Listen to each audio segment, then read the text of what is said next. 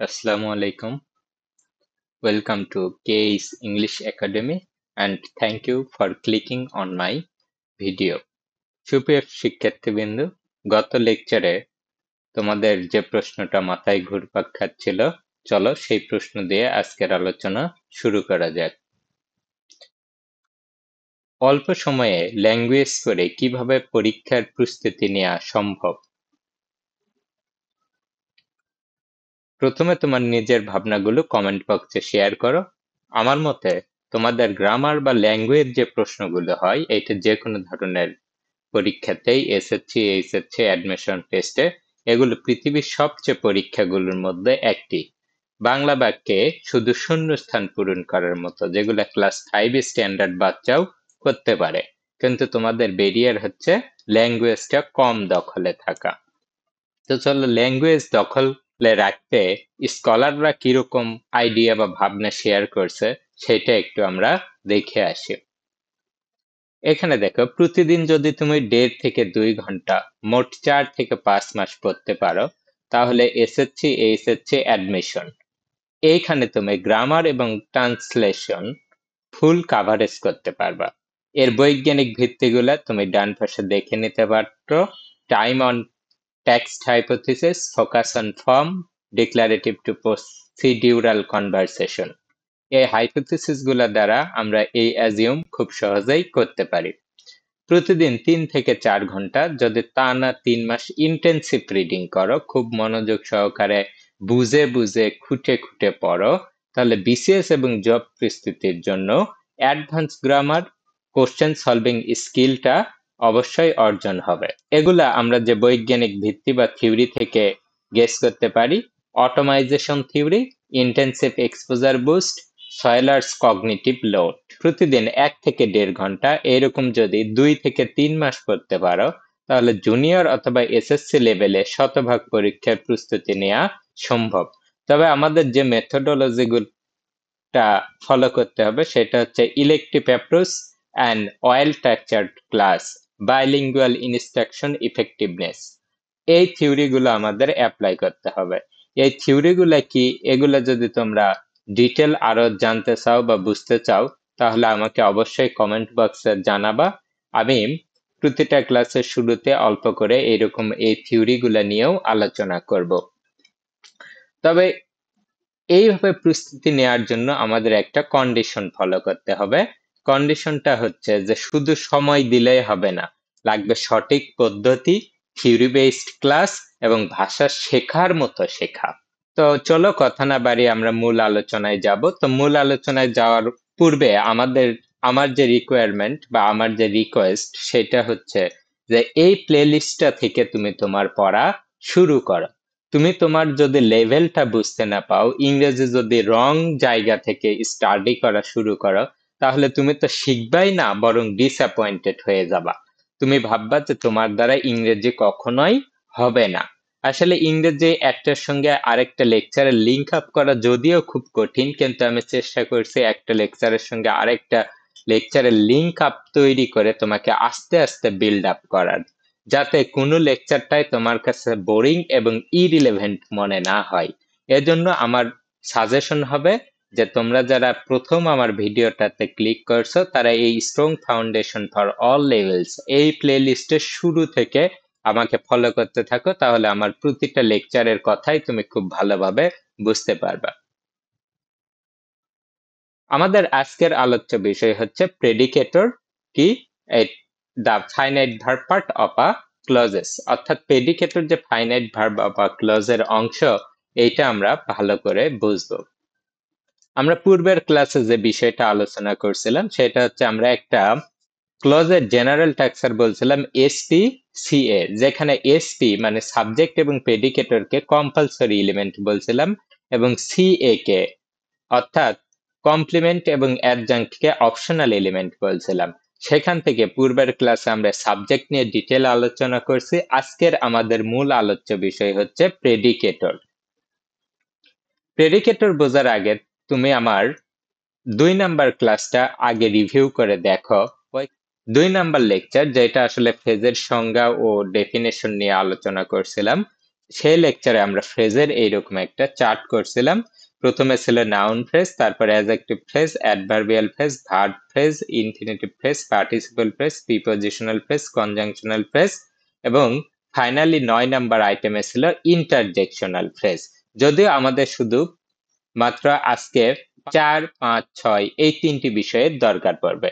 অর্থাৎ এই সিরিয়ালে দেখো আমরা বলছিলাম যে ভার্ব থেকে উৎপন্ন দুইটা ফ্রেজ, ইনফিনিটিভ ফ্রেজ এবং পার্টিসিপল ফ্রেজ ক্রিয়েটর, মানে এরা তৈরি হয় ভার্ব থেকে কিন্তু কোনো অবস্থাতেই ভার্বের কাজ করে না। তাহলে এখানে আমরা খুব ভালোভাবেই বুঝতে পারলাম শুধুমাত্র আমাদের এই ভার্ব ফ্রেজটাই ভার্বের কাজ করবে, আর বাকি দুইটা ফ্রেজ অর্থাৎ ইনফিনিটিভ ফ্রেজ এবং পার্টিসিপল ফ্রেজ এরা কখনোই ভার্বের কাজ করবে না। এই যে ভার্বগুলা ভার্বের কাজ করতে পারে এদেরকেই মূলত আমরা বলতেছি ফাইনাইট ভার্ব। তাহলে প্রথমে যদি তোমাকে বললি যে ফাইনাইট ভার্বগুলা কোনগুলা আইডেন্টিফাই করো, তাহলে ভার্ব ফ্রেজের মধ্যে আমরা যে সকল ভার্বগুলা দেখছিলাম, specially a plus L auxiliary plus lexical phrasal verb, যার আমরা আবার 3টা স্ট্রাকচার দেখছিলাম, ভার্বাল ইডিয়মস, এরা সবাই হচ্ছে আমাদের ফাইনাইট ভার্বের উদাহরণ। নন ফাইনাইট কারা? এই যে ইনফিনিটিভ এবং পার্টিসিপল, এদেরকেই আমরা বলতেছি নন ফাইনাইট। সকল ইনফিনিটিভ ও পার্টিসিপল ফ্রেজ, তবে মনে রাখবা ইনফিনিটিভ এবং পার্টিসিপল ফ্রেজের আগে কখনোই অক্সিলারি ভার্ব বসে না। যদি কখনো ইনফিনিটিভ এবং পার্টিসিপল ফ্রেজের আগে কোনো অক্সিলারি পার্ট পাওয়া যায়, সেটা কিন্তু আসলে ইনফিনিটিভ বা পার্টিসিপল ফ্রেজ না, সেটা হবে ফাইনাইট ভার্বেরই কন্টিনিউয়াস ফর্ম অথবা প্যাসিভ ফর্ম। পার্টিসিপল, এই পার্টিসিপল এবং জিরান্ড এই পার্থক্যটা আমাদের হর হামেশাই বেকায়দায় ফেলে। পার্টিসিপল আর জিরান্ড একই জিনিস। আমরা পার্টিসিপল ফেজের মধ্যে যে 3 ধরনের পার্টিসিপল দেখছিলাম, তাদের সকলকেই আমরা আসলে জিরান্ড বলতে পারি। গঠনের দিক থেকে পার্টিসিপল এবং জিরান্ড একই জিনিস, তবে পার্টিসিপল আমরা তাদেরকে বলবো যারা অ্যাডজেক্টিভ এবং অ্যাডভার্বের কাজ করে, আর জিরান্ড বলবো তাদেরকে যারা নাউনের কাজ করে। প্রথমে আমরা ফাইনাইট এবং নন ফাইনাইট ভার্বের যে এরিয়াটা চিনলাম, যে নন ফাইনাইট ভার্ব কোনগুলা হবে? পার্টিসিপল এবং ইনফিনিটিভ। পৃথিবীতে যত পার্টিসিপল এবং ইনফিনিটিভ আছে তারা সবাই নন ফাইনাইট। ফাইনাইট কে হবে? এই যে পার্টিসিপল এবং ইনফিনিটিভ ছাড়া সকল ধরনের ভার্ব, এরা সবাই হবে ফাইনাইট। এখন চলো আমরা আস্তে আস্তে ফাইনাইট এবং নন ফাইনাইট কি এটা একটু ডিফাইন করার চেষ্টা করি। আশা করি এরপরে আর তোমাদের জীবনেও ফাইনাইট এবং নন ফাইনাইট ভার্ব আইডেন্টিফাই করতে ভুল হবে না। The finite verb. Finite verb. A finite verb shows tense, past, present or future. তাহলে আমরা বলতে পারি ফাইনাইট ভার্বগুলা টেন্স মার্কার। অর্থাৎ তোমার সেন্টেন্সে যদি টেন্স গত পরিবর্তন হয় তাহলে ফাইনাইট ভার্বে পরিবর্তন হবে। Agrees with the subject in person and number. Person এবং নাম্বারের দিক থেকে এরা কি করবে? সাবজেক্টের সাথে এগ্রি করবে, অর্থাৎ এরা পার্সন মার্কার এবং নাম্বার মার্কার। তোমার সেন্টেন্সে যে সাবজেক্ট থাকবে সেই সাবজেক্টের যদি পার্সন এবং নাম্বারের পরিবর্তন হয় তাহলেও ফাইনাইট ভার্বগুলা পরিবর্তিত হবে। Third example, can stand alone as the main verb of a clause. একটা ক্লজে একা একা বসে মেইন ভার্ব বা লেক্সিক্যাল ভার্ব হিসেবে ইউজ হতে পারে। চলো এই বিষয়গুলো একটু এক্সাম্পলের মাধ্যমে অবজার্ভ করা যাক। She runs fast. এখানে দেখো এটা প্রেজেন্ট ইনডিফিনিট টেন্স ছিল এবং এটা কি করছে? থার্ড পারসন সিঙ্গুলারের সাথে এগ্রি করছে। সির পরে আমরা রানস বসাই ফেলে। তো এখানে যদি টেন্সগত পরিবর্তন হয় তাহলে শিটা র্যান, পাস্ট ইনডিফিনিট হলে শি র্যান হবে। এটা যদি প্রেজেন্ট পারফেক্ট হয় তাহলে শি হ্যাজ রান হবে। এটা যদি পার্সনগত পরিবর্তন হয়, শির জায়গায় যদি আই আসে তাহলে এখানে আই রান হবে। আমরা বলতেই পারি এই রান ভার্বটা সাবজেক্টের পার্সন, নাম্বার এবং টেন্স অনুযায়ী পরিবর্তিত হচ্ছে। সুতরাং এই রানটাকে আমরা বলতেছি finite verb. Next example, they played football. এখানে দেখো এটা পাস্ট ইনডিফিনিট টেন্স মার্কার। এই প্লেড দেখে আমরা বুঝতে পারতেছি এটা পাস্ট ইনডিফিনিট এবং দের সাথে এগ্রি করছে। This verb change depending on subject. He runs, I run. Tense, she runs, she ran, অর্থাৎ সাবজেক্টের পার্সন এবং নাম্বারগত পরিবর্তনে যে ভার্বগুলা পরিবর্তিত হবে, টেন্সগত পরিবর্তনে যে ভার্বগুলা পরিবর্তিত হবে, তাদেরকেই আমরা বলতেছি ফাইনাইট ভার্ব। আমাদের প্রেডিকেটর চেনার জন্য ফাইনাইট ভার্ব এবং নন ফাইনাইট ভার্ব চেনা খুবই গুরুত্বপূর্ণ। নন ফাইনাইট ভার্ব কারা হবে? আর non finite verb does not show tense, অর্থাৎ টেন্সগত পরিবর্তনে নন ফাইনাইট ভার্বগুলা পরিবর্তিত হবে না। Does not change based on subject, অর্থাৎ সাবজেক্টের পার্সন এবং নাম্বারের পরিবর্তন হলেও এরা পরিবর্তিত হবে না। Can not be the only verb in a independent clause, অর্থাৎ একটা ক্লজে শুধুমাত্র নন ফাইনাইট ভার্ব থাকতে পারবে না। Usually comes in three forms, generally তিনটা ফর্মে আসে।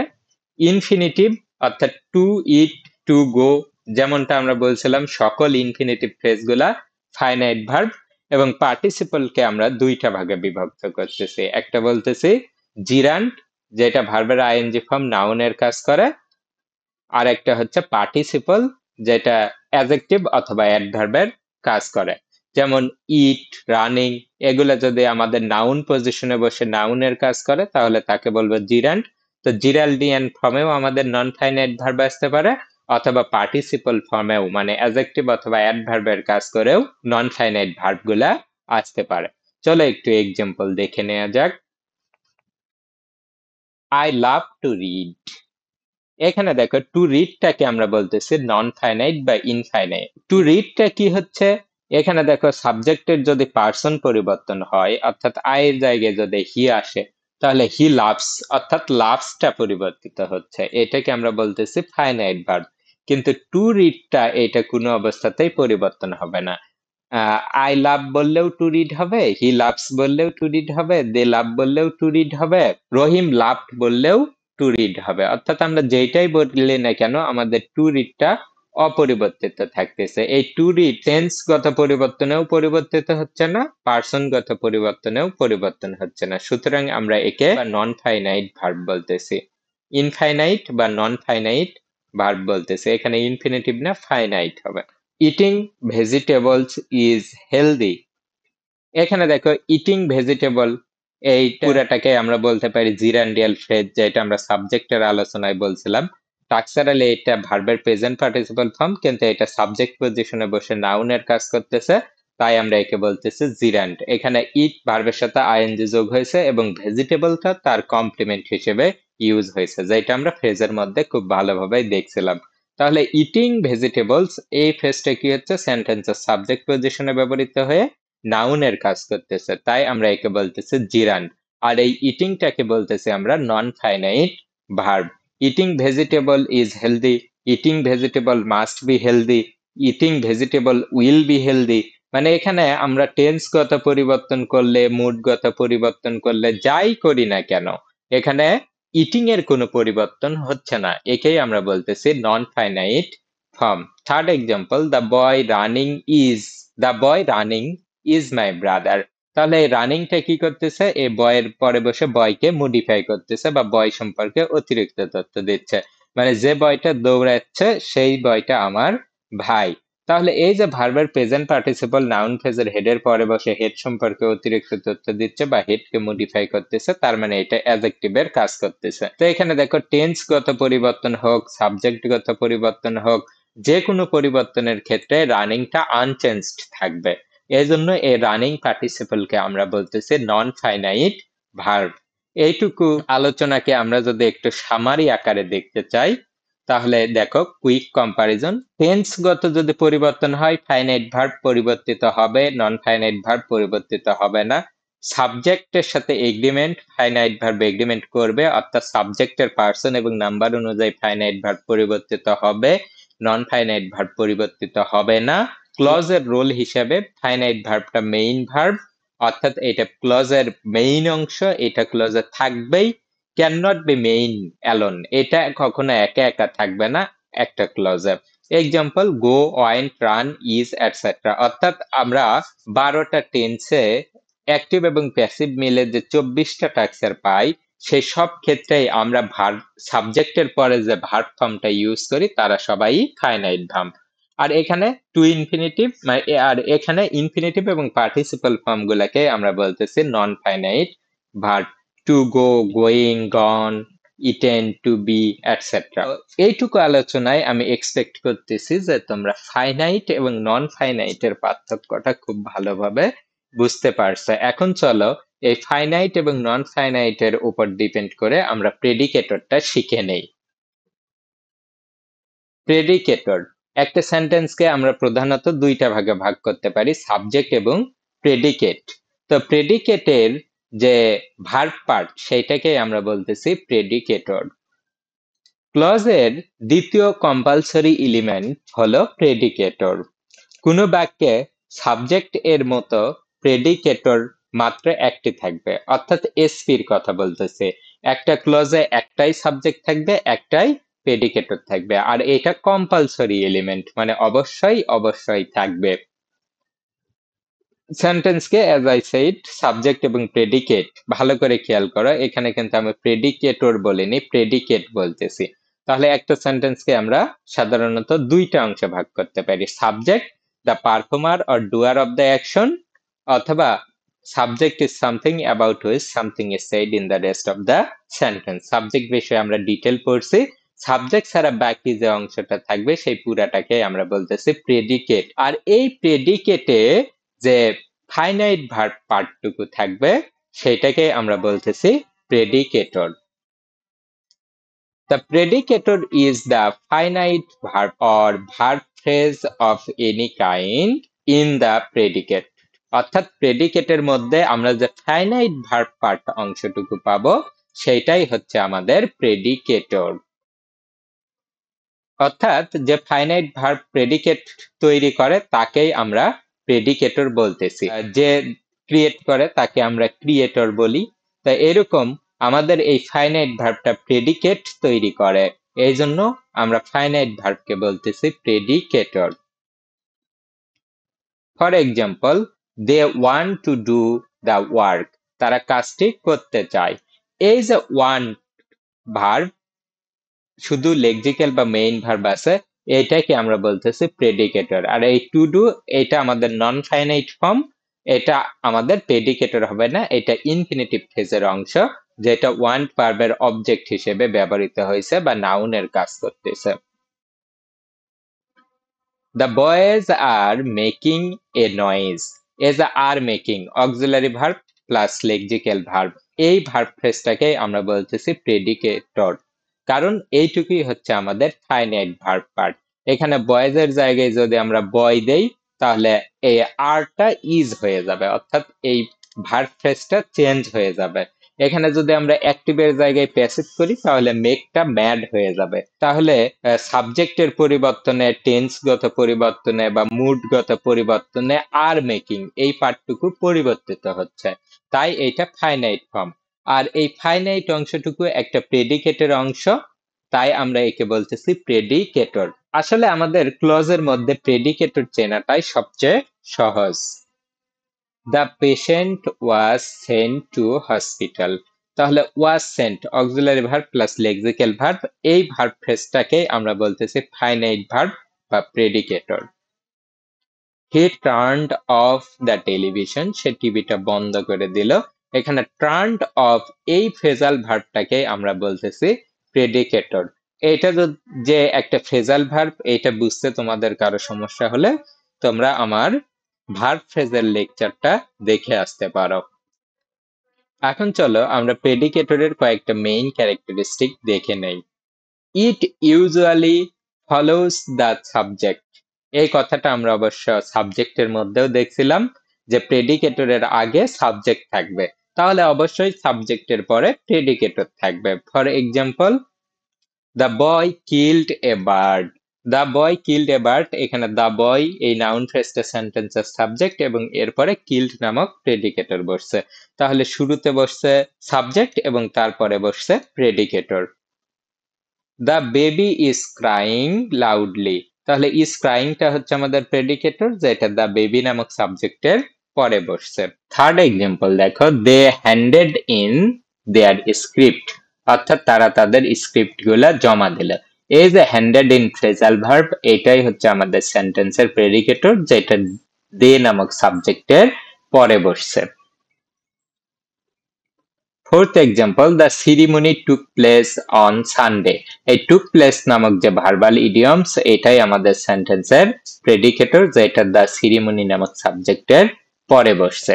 তো আমরা অবশ্য সাবজেক্ট অধ্যায়ে দেখিয়েছিলাম যে প্রেডিকেটরের একটা পার্ট কি হতে পারে, আমাদের সাবজেক্টের আগে চলে যেতে পারে, স্পেশালি ইয়েস নো কোশ্চেনের ক্ষেত্রে, অথবা ইম্পারেটিভ ক্লজ বা ইম্পারেটিভ সেন্টেন্সের ক্ষেত্রে মেইন ভার্ব দিয়েই আমাদের সেন্টেন্সটা শুরু হতে পারে, অর্থাৎ প্রেডিকেটর দিয়ে সেন্টেন্সটা শুরু হতে পারে।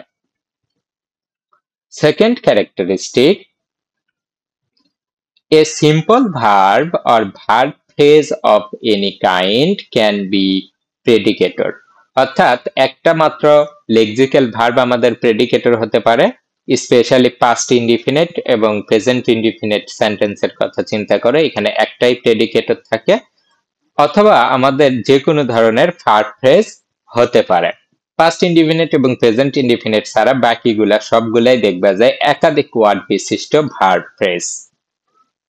The boy killed a bird, এই এক্সাম্পলে দেখো শুধু একটা ওয়ার্ড কিল্ড যেটা প্রেডিকেটর হিসেবে ইউজ হয়েছে। Second example, the baby is crying, এখানে দেখো is crying auxiliary verb plus lexical verb, দুইটা ওয়ার্ড বিশিষ্ট একটা predicator. Third example, they handed in their script, এই এক্সাম্পলে দেখো হ্যান্ডেড ইন নামক ফ্রেজাল ভার্ব ইউজ হয়েছে। এবং ফোর্থ এক্সাম্পল দেখো, দ্য সিরিমনি টুক প্লেস, এখানে টুক প্লেস নামক ভার্বাল ইডিয়মস ইউজ হয়েছে। তার মানে আমাদের একটা সিম্পল ভার্ব ইউজ হতে পারে, অথবা আমরা যে ভার্ব ফ্রেজ গুলা দেখছিলাম ওইখান থেকে আমাদের যে কোনো ধরনের ভার্ব ফ্রেজই প্রেডিকেটর হিসেবে ইউজ হতে পারে। It shows concord with the subject in person and number, তাহলে এটা সাবজেক্ট এবং পার্সনের নাম্বারের সাথে কনকর্ডস করে, হারমোনি তৈরি করে। এইটাও আমরা সাবজেক্টের মধ্যে দেখছিলাম যে সাবজেক্ট এবং প্রেডিকেটরের নাম্বার একই হবে, অর্থাৎ সাবজেক্টটা যদি সিঙ্গুলার হয় প্রেডিকেটরটাও সিঙ্গুলার হবে, সাবজেক্টটা যদি প্লুরাল হয় প্রেডিকেটরটাও প্লুরাল হবে। My sister is a doctor এক্সাম্পলটিতে খেয়াল করে দেখো মাই সিস্টার সিঙ্গুলার, এই জন্য আমরা এখানে সিঙ্গুলার ভার্ব ইজ ইউজ করছি।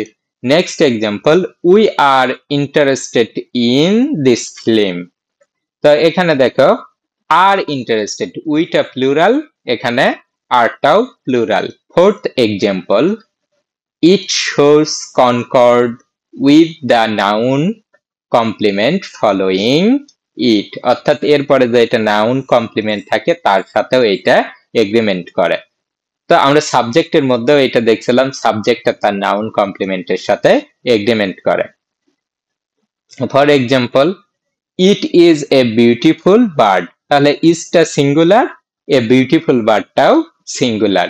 তাহলে এখানে একটা বিষয় খেয়াল করে দেখো, ইট সাবজেক্ট সিঙ্গুলার, এরপরে যে প্রেডিকেটর সেইটাও সিঙ্গুলার, এরপরে যে কমপ্লিমেন্ট নাউন কমপ্লিমেন্ট সেইটাও সিঙ্গুলার। তার মানে আমরা এক কথায় বলতে পারি সাবজেক্ট, প্রেডিকেটর এবং নাউন কমপ্লিমেন্ট এরা পরস্পর কি করে, কনকর্ড করে বা হারমোনি করে বা এগ্রিমেন্ট মেইনটেইন করে। দিজ আর মাই পেন্স, এখানে খেয়াল করো দিসটা সেন্টেন্সের সাবজেক্ট যেটা প্লুরাল, আরটা প্রেডিকেটর সেইটাও প্লুরাল, এবং প্রেডিকেটরের পরে একটা নাউন কমপ্লিমেন্ট মাই পেন্স সেইটাও প্লুরাল, অর্থাৎ আমাদের সাবজেক্ট, প্রেডিকেটর এবং এরপরে যে নাউন কমপ্লিমেন্ট থাকে এদেরকে এগ্রিমেন্ট করাতে হয়, অর্থাৎ এদের পার্সন এবং নাম্বার ঠিক রাখতে হয়। তাহলে মোটামুটি এইটুকুই ছিল আমাদের ডিটেল আলোচনা। নেক্সট ক্লাসের আগে তোমরা এই কোশ্চেন গুলা সলভ করে কমেন্ট বক্সে অ্যান্সার গুলা পাঠাবে, তাহলে তোমাদের এঙ্গেজমেন্টকেই, আসলে তোমাদের এঙ্গেজমেন্টই আমাকে বেশি বেশি ভিডিও বানাতে উৎসাহ প্রদান করবে। আমাদের নেক্সট ক্লাস হবে complement, the noun or adjective part of a clause. তো তোমরা আশা করি ততক্ষণ পর্যন্ত ভালোভাবে পড়াশোনা করবা এবং অবশ্যই আমার কোশ্চেনের অ্যান্সার গুলা কমেন্ট বক্সে পাঠানোর চেষ্টা করবা। That's all for today, thank you very much.